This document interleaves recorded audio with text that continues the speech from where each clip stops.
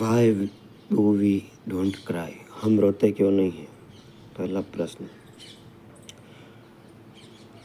अष्टावक्र महागीता के फर्स्ट में हुई अनेक लोग आंसू बहा के रो रहे थे, उसका क्या मतलब है? क्या रोने वाले कमज़ोर मन के लोग हैं?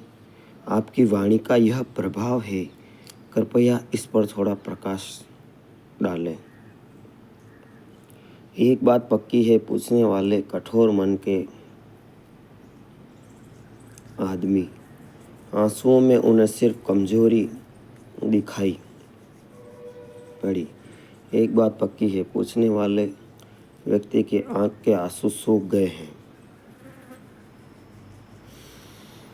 आंखें बंजर हो गई है, मरुस्थल जैसी, उनमें फूल नहीं खिलते। आंसू तो आंख के फूल हैं। पूछने वाले का भाव मर गया है, पूछने वाले का हृदय अवरुद्ध हो गया है। पूछने वाला सिर्फ बुद्धि से जी रहा होगा, उसने भाव को तिलांजलि दे दी, सोच विचार से जी रहा होगा। प्रेम और करुणा और जीवन की तरफ जो लगाव की चाहत की, आनंद की संभावना है, उसे इनकार कर दिया होगा। कोई रसधार नहीं बहती होगी, सूखा साका मरुस्थल जैसे मन हो गया होगा। इसलिए पहली बात यह ख्याल आई कि जो लोग रोते हैं वो कमज़ोर मन के होंगे।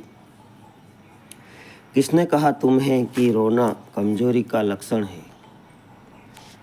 आंसू कहते हैं, मीरा खूब रोई, चैतन्य की आंखों से झरझर आंसू बहे। ये कमजोरी के लक्षण नहीं है, रोना भी जरूरी है। ओशो कहते हैं, सन ध्यान रखना, भाव विचार से गहरी बात मैंने कहा। पहले कर्म की रेखा, फिर विचार की रेखा, फिर भाव की रेखा, फिर साक्षी का केंद्र। भाव साक्षी के निकटतम, भक्ति भगवान के निकटतम है। कर्म बहुत दूर है, यहाँ से यात्रा बड़ी लंबी है। विचार भी काफ़ी दूर है, जहाँ भी यात्रा काफ़ी लंबी है, भक्ति बिल्कुल पास है। ख्याल रखना, आंसू जरूरी रूप से दुख के कारण नहीं होते हैं। हालांकि लोग एक ही तरह के आंसुओं से परिचित हैं जो दुख के होते हैं। करुणा में भी आंसू बह सकते हैं, आनंद में भी आंसू बह सकते हैं, आहों में भी आंसू बहते हैं, कृतज्ञता में भी आंसू बहते हैं। आंसू तो सिर्फ प्रतीक है। कोई ऐसी घटना भीतर घट जाती है और घट रही है, वह आंसू उनका प्रतीक है।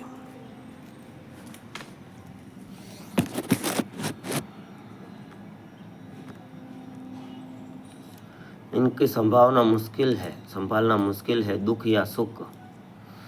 ऐसी कोई घटना भीतर घट रही है जो इतनी ज़्यादा है कि ऊपर से बहने लगी। फिर वो इतना ज़्यादा दुख हो कि भीतर संभलना मुश्किल हो जाए, आंसुओं में बहेगा। आंसू निकास है, आनंद घना। आंसू निकास है, आंसू जरूरी है।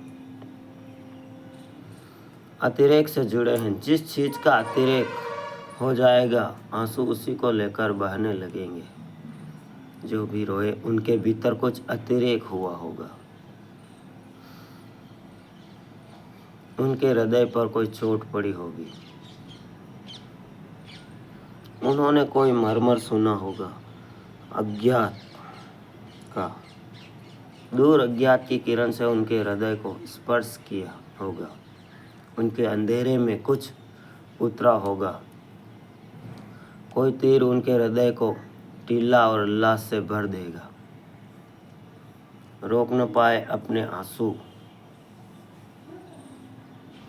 This video is sponsored by Dwarikadhish electric and power tools, all type of spare parts. तीर उनके तीर तिल्ला उल्लास से भर गया, रोक न पाए वे आंसू। मेरे बोलने का प्रभाव इसका कोई संबंध नहीं, क्योंकि तुम भी सुन रहे हो। अगर मेरे बोलने का ही प्रभाव होता तो तुम भी रोए होते, सभी रोए होते। नहीं, मेरे बोलने से ज़्यादा सुनने वालों की हार्दिकता का संबंध है। जो रो सकते हैं वो रोए, रोना बड़ी शक्ति है। एक बहुत अनूठी दिशा को मनुष्य की जाति ने खो दिया, विशेषकर मनुष्यों ने खो दिया, और मनुष्यों में पुरुषों ने, स्त्रियों ने थोड़ा बचा रखा है। स्त्रियां धन्य भागी है। मनुष्य की आंख में पुरुष को हो या स्त्री, एक ही आंसुओं की ग्रंथियां हैं। प्रकृति ने आंसुओं की ग्रंथि बराबर बनाई है, इसलिए प्रकृति का तो निर्देश स्पष्ट है कि दोनों को आंखें रोने के लिए बनी हैं। लेकिन पुरुष के अहंकार ने धीरे धीरे अपने को नियंत्रण में कर लिया। धीरे धीरे पुरुष सोचने लगा कि रोना स्त्रियों का काम है, स्त्रियां रोती है। इस कारण पुरुष ने बहुत कुछ खोया है, भक्ति खोई है, भाव खोया है। इस कारण पुरुष ने आनंद खोया है, अहोभाव खोया है। इस कारण पुरुष ने दुख की महिमा खोई है, क्योंकि दुख भी निखरता है, साफ करता है। इस कारण पुरुष के जीवन में एक बड़ी दुर्घटना घटी। तुम चकित होगे, दुनिया में स्त्रियों की बजाय दुगने पुरुष पागल होते हैं।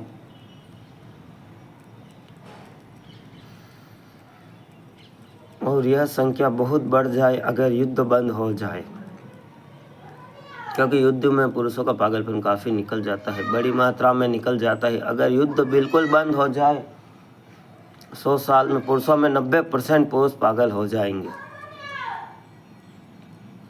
पुरुष स्त्रियों से ज़्यादा आत्मघात करते हैं, 2 गुना।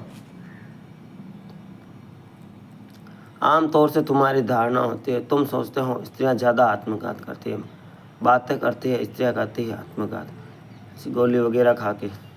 अगर गोली के हिसाब से खाती है तो स्त्रियां प्रयास ज़्यादा करती है आत्मघात का, लेकिन सफल नहीं होती। उस प्रयास में भी हिसाब होता है।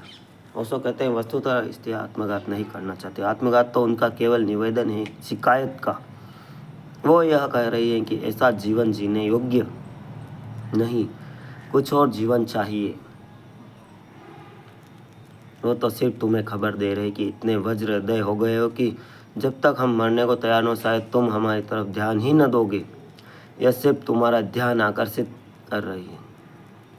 यह बड़ी अशोभन बात है। ध्यान आकर्षित करने के लिए मरने का उपाय करना पड़ता है। आदमी जरूर खूब कठोर हो गया होगा, पथरीला हो गया होगा। स्त्रियां मरना नहीं चाहती, जीना चाहती है। जीने के मार्ग पर जब इतनी अड़चन आती है, कोई सुनने वाला नहीं, कोई ध्यान देने वाला नहीं, तब सिर्फ तुम ध्यान दे सको, इसलिए मरने का उपाय करती है। लेकिन पुरुष जब आत्महत्या करते हैं तो सफल हो जाते हैं। पुरुष पागलपन में आत्महत्या करते हैं। ज़्यादा पुरुष मानसिक रूप से रुग्ण होते हैं। कारण क्या होगा? बहुत कारण है, मगर एक कारण उनमें आंसू भी है। मनोवैज्ञानिक कहते हैं कि पुरुषों को फिर से रोना सीखना होगा।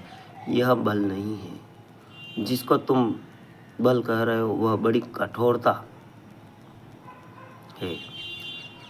बल इतना कठोर नहीं होता, बल तो कोमल का है।